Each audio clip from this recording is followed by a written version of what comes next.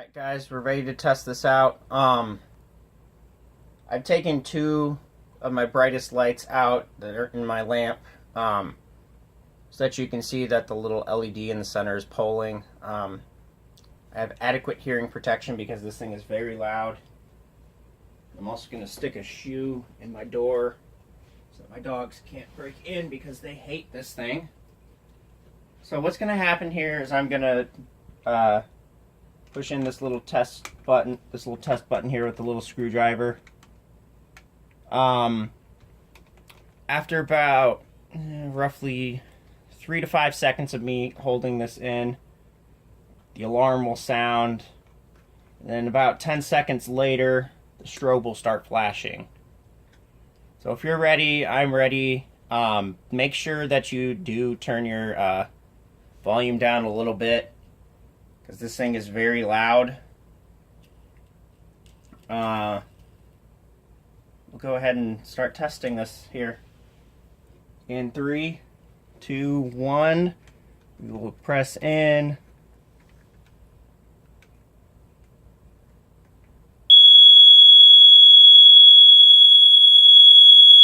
The LED is steady right now because it is an alarm.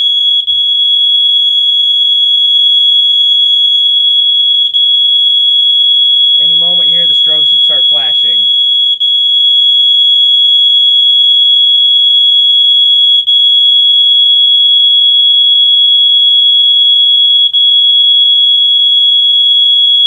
As you probably just heard, a little relay clicked inside. The strobe is now flashing. It is very bright.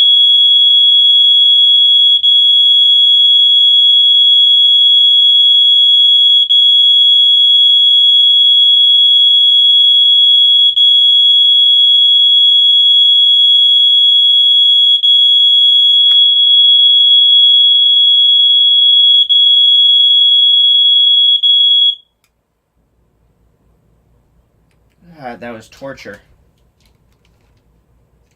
So yes, now would it be up to code to today's requirements for sleeping areas? No, because of the 3100 hertz piezo tone.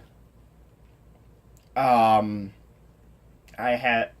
obviously haven't tried to buy and hook up a low frequency smoke detector to this alarm. I would imagine that you probably could, but it would obviously have to be a hardwired detector.